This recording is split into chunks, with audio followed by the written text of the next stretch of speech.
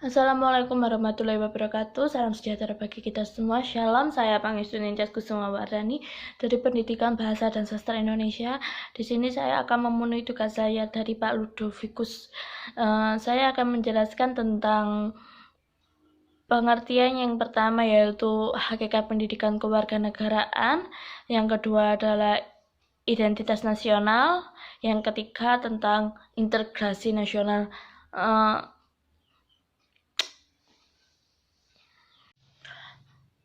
Materi yang pertama adalah tentang hakikat pendidikan kewarganegaraan. Di sini saya akan menjelaskan tentang pengertian pendidikan kewarganegaraan dan pentingnya seorang guru pendidikan kewarganegaraan. Yang pertama saya akan menjelaskan tentang pendidikan kewarganegaraan.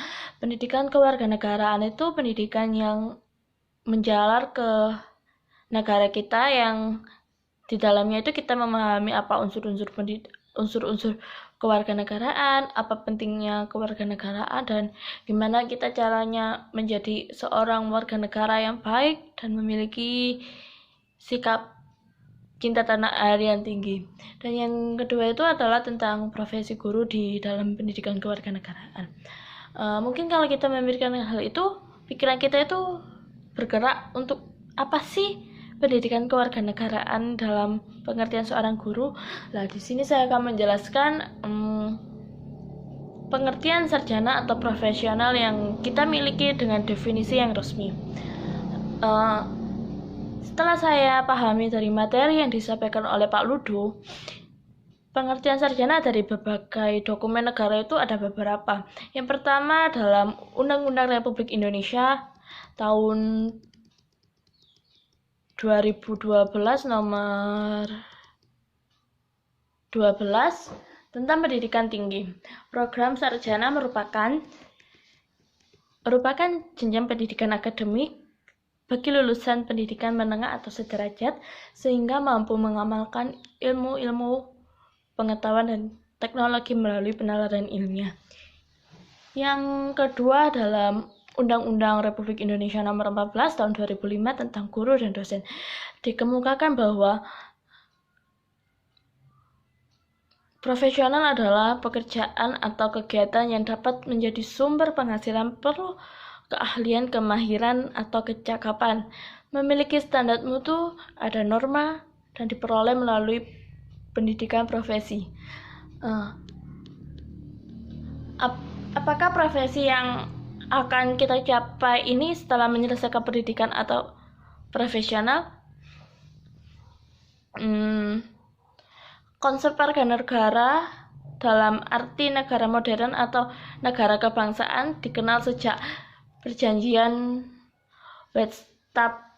Westphalia 1948 di Eropa sebagai kesepakatan mengakhiri perang selama 30 tahun di Eropa. Dalam pengertian negara modern, istilah warga negara dapat berarti warga, anggota, member dari sebuah negara. Warga negara adalah anggota dari sekelompok manusia yang hidup atau tinggal di wilayah hukum tertentu, yang memiliki hak dan kewajiban.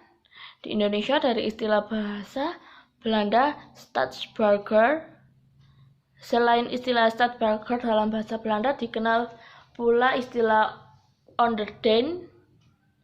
Menurut Sueto Prawiro 1996, istilah onderdeen tidak sama dengan warga negara, melainkan bersifat semi warga negara atau kawula negara. Menurut Kamus Besar Bahasa Indonesia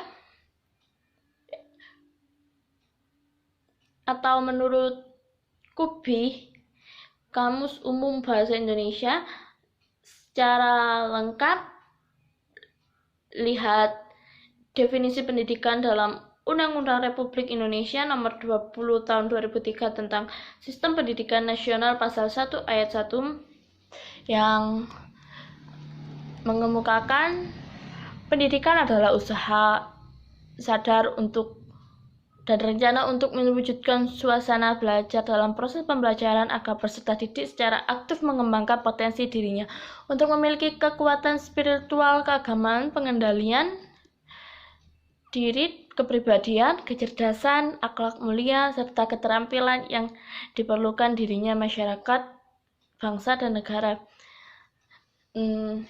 Secara yuridis itu istilah kewarganegaraan dan pendidikan kewarganegaraan di Indonesia dapat ditelusuri dalam peraturan perundang-undangan yang terdapat dalam Undang-Undang Republik Indonesia Nomor 20 Tahun 2003 tentang Sisdiknas Pasal 37 Ayat 1 huruf B yang menyatakan bahwa kurikulum pendidikan dasar dan menengah wajib memuat pendidikan kewarganegaraan. Jadi mulai dari SD, SMP, SMA itu wajib ada tentang pendidikan kewarganegaraan sebagai dasar ideologi bangsa kita. Dan yang kedua, ayat 2 huruf B dinyatakan bahwa kurikulum pendidikan tinggi wajib memuat pendidikan kewarganegaraan. Bahkan dalam Undang-Undang Nomor 12 Tahun 2012 tentang pendidikan tinggi lebih eksplisit dan tegas dengan menyatakan nama mata kuliah kewarganegaraan sebagai mata kuliah wajib. Dikatakan sebagai mata kuliah wajib itu adalah pendidikan kewarganegaraan itu mencakup Pancasila, Undang-Undang Dasar Negara Republik Indonesia tahun 1945, Bhinneka Tunggal Ika, Kesatuan Negara Republik Indonesia, dan untuk membentuk mahasiswa dan menjadi warga negara yang memiliki rasa kebangsaan dan cinta tanah air. Apabila pendidikan kewarganegaraan ini penting bagi suatu negara, apakah negara lain memiliki pendidikan kewarganegaraan? Dan itu adalah dianjurkan untuk menelusuri literatur dan hasil penelitian tentang pendidikan kewarganegaraan di sejumlah negara. Ada istilah kunci yang sudah banyak dikenal untuk menelusuri pendidikan kewarganegaraan di negara lain. Demikian penjelasan tentang materi bab 2 saya. Kemudian akan saya lanjut dengan penjelasan materi bab 4. Dan saya akan melanjutkan tentang materi yang kedua, yaitu adalah identitas nasional. Konsep identitas nasional itu dibentuk oleh dua kata besar, ialah identitas dan nasional. Dalam Kamus Besar Bahasa Indonesia, identitas berarti ciri-ciri atau keadaan khusus seseorang atau jati diri.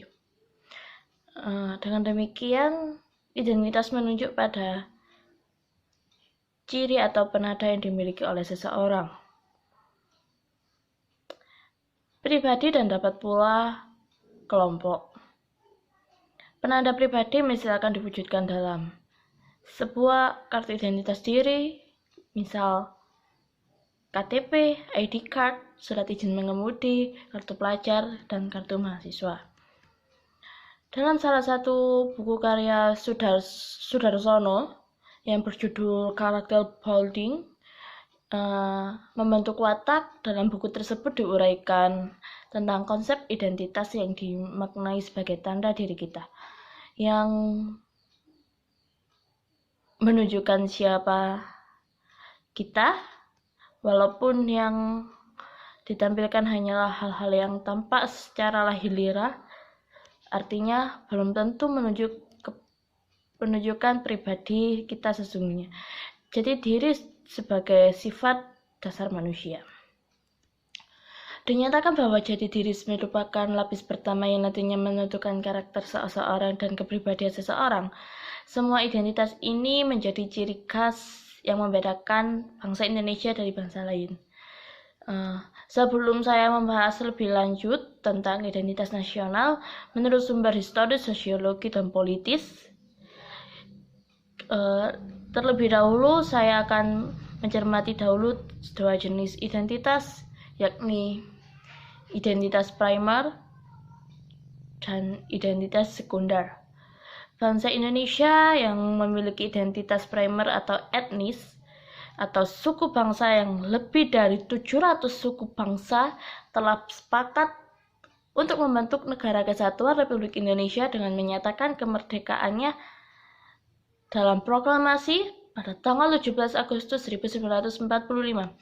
Indonesia sebagai bangsa yang sedang dijajah oleh asing pada tahun 1908 yang dikenal dengan masa kebangkitan nasional, rakyat Indonesia mulai sadar akan jati diri sebagai manusia yang tidak wajar karena dalam kondisi terjajah.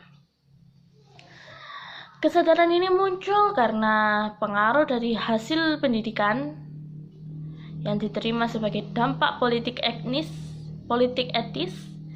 menurut Nunus Supardi dalam Kongres Kebudayaan yang pernah dilakukan di Indonesia pada tahun 1918 yang diberikan sebagai pengaruh dari Kongres Budi Utomo pada tahun 1908 yang dipelopori oleh Dr. Rajiman Widyadiningrat.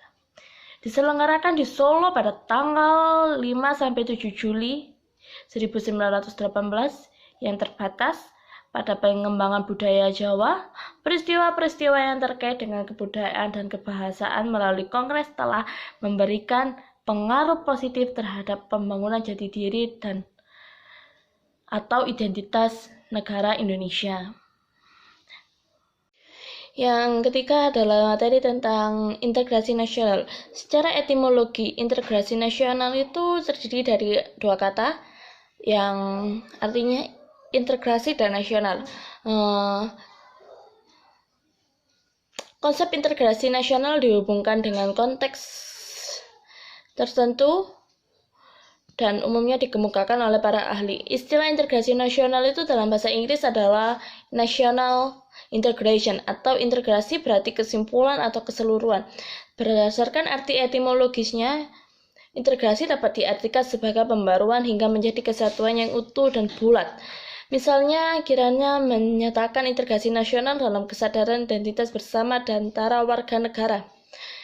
Dalam hal ini kita dapat membedakan konsep integrasi nasional dalam beberapa jenis, pada intinya hendak dalam kerangka integrasi nasional. Menurut Myron Weiner, dalam integrasi politik daripada integrasi nasional, integrasi politik adalah penyatuan masyarakat dengan sistem politik. Integrasi politik dibagi menjadi 5 jenis. Yang pertama, integrasi bangsa, menunjuk pada proses penyatuan berbagai kelompok budaya dan sosial dalam satu kesatuan wilayah dalam suatu pembentukan identitas nasional. Yang kedua adalah integrasi nasional. Wilayah menunjuk pada masalah pembentukan wewenang kekuasaan nasional pusat-pusat di atas unit soal sosial yang lebih kecil yang beranggotakan kelompok sosial budaya masyarakat tertentu.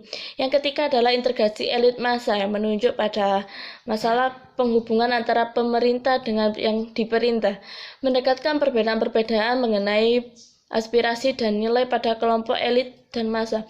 Yang keempat adalah integrasi nilai, menunjuk pada adanya konsensus terhadap nilai dan minimum yang diperlukan dalam memelihara tertib sosial.